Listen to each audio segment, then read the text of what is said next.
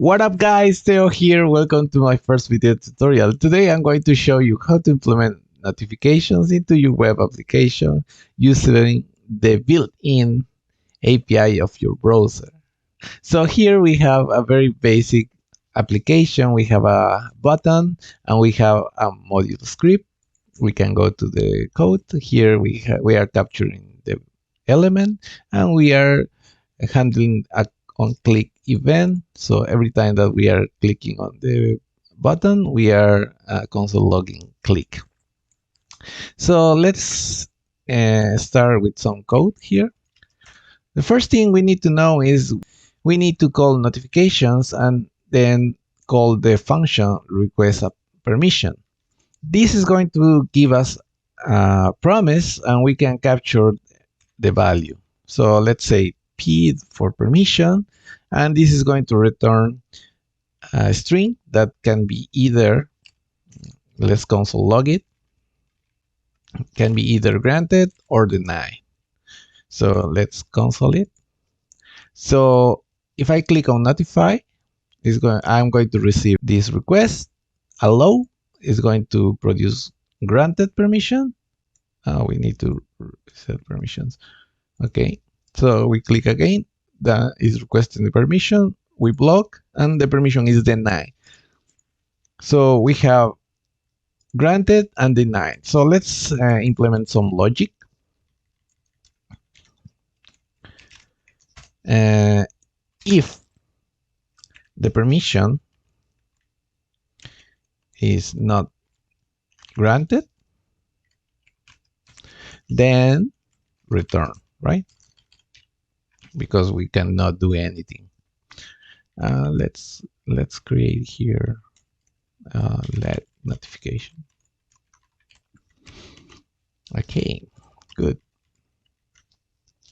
So let's create our first notification. Notification is going to be called new notification, and this requires two parameters. The first one is the title. This is a notification. So let's test it. I think we need to reset the permission. We allow it. So here you have, this is a notification, the title. And the second parameter is an object. So there are 4 attributes that I think are important. Oh, what is this? No. So there are 4 attributes that I think are important, like body. And in body, you can extend the information that you're providing to the user. Like, for example, this is a notification, is the title, and this is a body of the notification.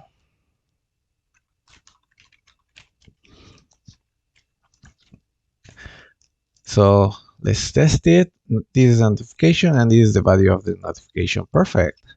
The second attribute that I think is very important and is going to make our notifications a little bit more fancy is icon. So for the purpose of this tutorial, I prepare here an image, and let's add this one. So we have image, Teochi development 2 tips, logo PNG. Okay. Let's test it. As you can see, our notification looks much better, more fancy. You have here the logo, title, body. Perfect. The other thing that probably you notice is every time that we click in notify, we are stacking notifications here. But if we don't that behavior, we can use the tag attribute. So this tag attribute is kind of ID that is going to identify what kind of notification you have. So for example, let's say that is this initial notification.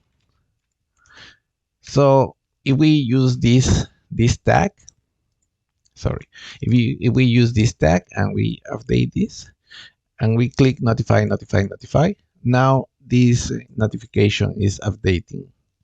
So for example, if we change this notification 1, if we notify, then it's going to, this information is going to be updated.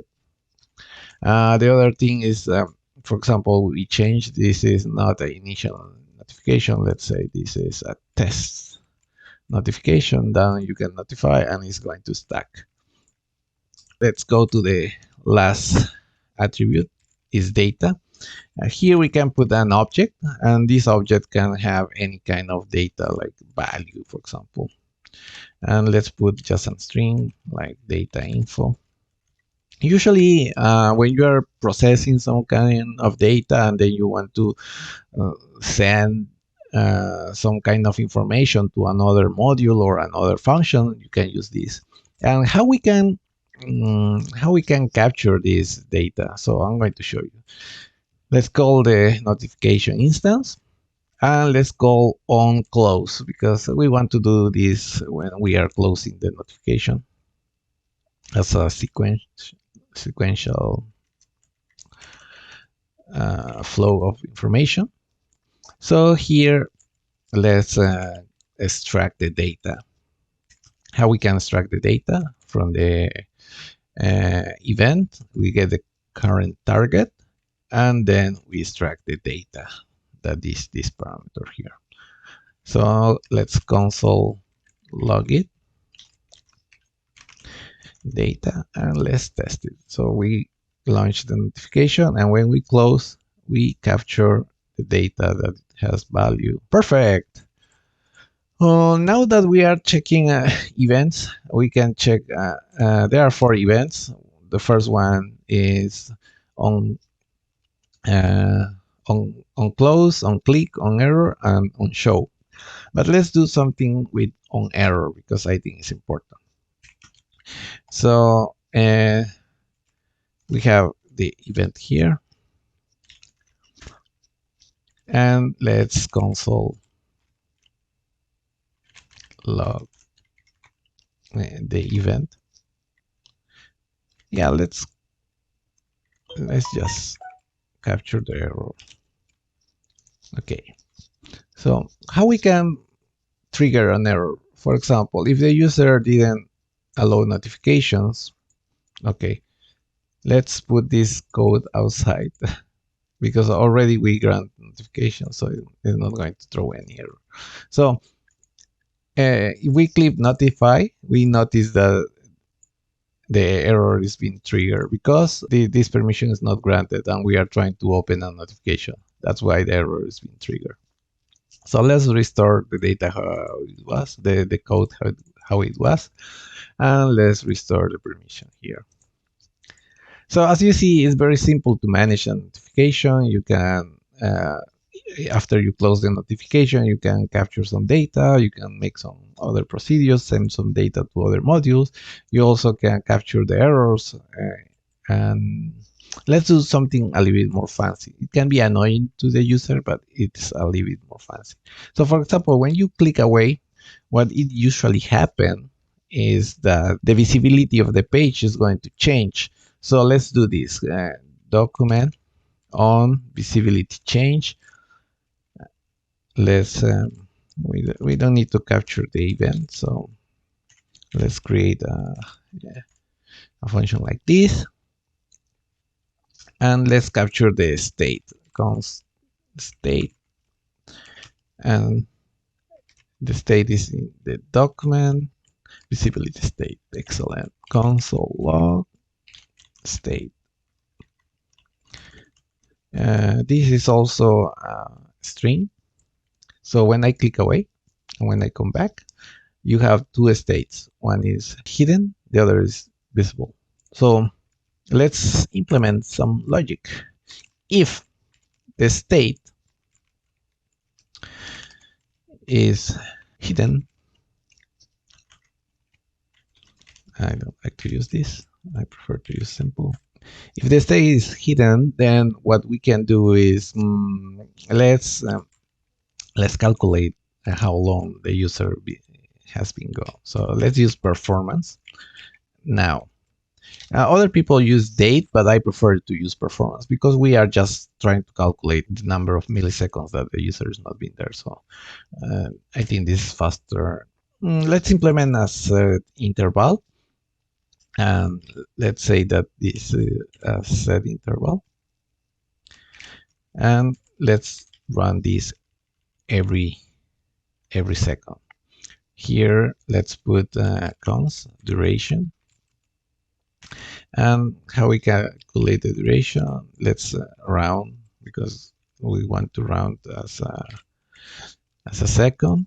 And let's call performance now minus start as the start number, and we divide this by 1000. So now we capture the duration. Now let's create a notification, new notification, and let's put a very very funny title like come back here. Okay, and let's add a body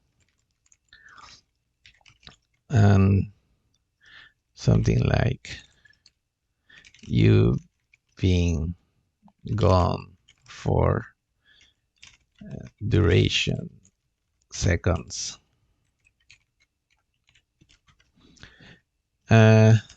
Now, because we try to update this notification, let's create a tag. Let's say come back tag. Done. Okay, let's test it.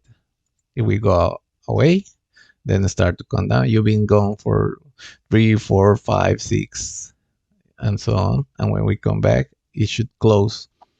But it's not closing because we didn't implement that. So let's implement that. If state, no, I'm programming in Go recently, so I'm not using brackets anymore. So if state is equal to visible, if state is visible, then what we can do is first we need to capture the ID. So let's say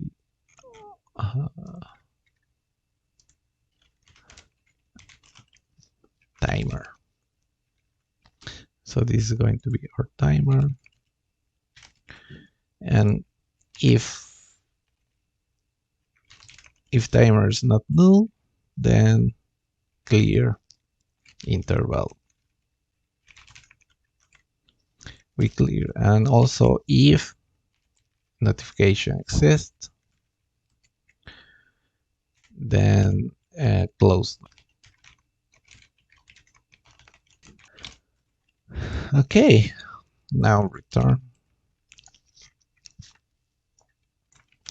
Let's change this like this. This is going to be const, so it's going to be local here, just to be sure that notification is null. Okay, perfect. Let's test it.